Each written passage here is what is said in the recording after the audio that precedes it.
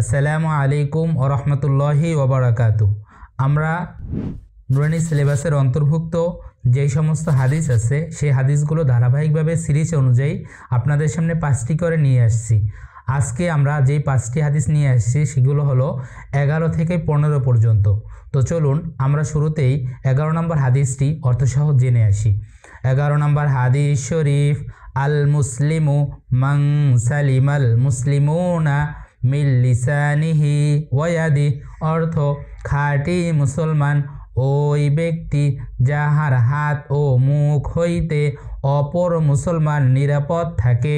প্রিয় বন্ধুরা, আমাদেরকে চলতি পথে বা জীবনের বিভিন্ন গতিধারায় অবশ্যই আমাদের সাথে যারা চলাফেরা করে তাদেরকে হাত এবং মুখ দিয়ে কষ্ট দেওয়া যাবে না।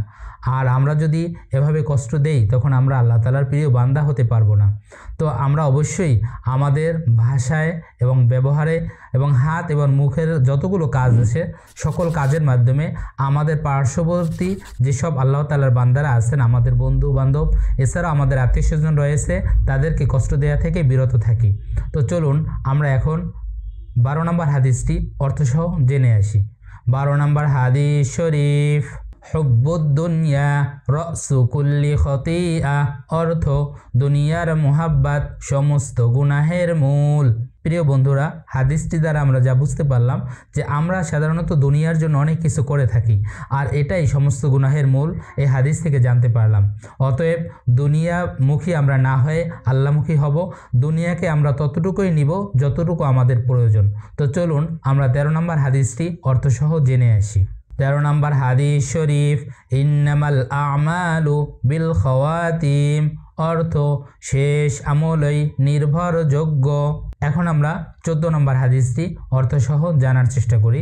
তো চলুন এখন আমরা 14 নম্বর হাদিসটি শুনে আসি। 14 নম্বর হাদিস শরীফ, তুহফাতুল মুমিনিল মাউত, অর্থ ইমানদারদের জন্য মৃত্যু উপহার স্বরূপ। প্রিয় বন্ধুরা, যারা ইমানদার তারা যদি মৃত্যুবরণ করে সেখানে ভয় পাওয়ার কিছুই নেই, কারণ এটা আল্লাহ তাআলার পক্ষ থেকে একটি উপহার। কারণ তিনি যখনই মৃত্যুবরণ করবেন সাথে সাথে তিনি জান্নাতে প্রবেশ করবেন। তো এই জান্নাতে প্রবেশ করার জন্য তার মৃত্যু হওয়াটা জরুরি, আর এই জন্যই এই মৃত্যুকে একটি উপহার হিসেবে ঘোষণা করা হয়েছে। তো চলুন আমরা 15 নম্বর হাদিসটি অর্থসহ জেনে আসি। 15 নম্বর হাদিস শরীফ, কাফা বিল মারই কাযিবান আন ইউহাদ্দিসা বিকুল্লি মা সামিআ, অর্থ যাহা শুনে তাহাই বলিতে থাকা, কোনো ব্যক্তির মিথ্যাবাদী হওয়ার জন্য ইহাই যথেষ্ট। প্রিয় বন্ধুরা, আমরা হাদিসটি দ্বারা জানলাম যে আমরা যে কথাগুলো শুনি কোনো না কোনো জায়গায় সেগুলো বলতে থাকাটাই মিথ্যাবাদী হওয়ার জন্য যথেষ্ট হবে। কারণ শোনা কথা অনেক সময় বানোয়াট হয়, মিথ্যা হয়, ধোঁকাবাজি হয়, যার কোনো বাস্তবতা থাকে না।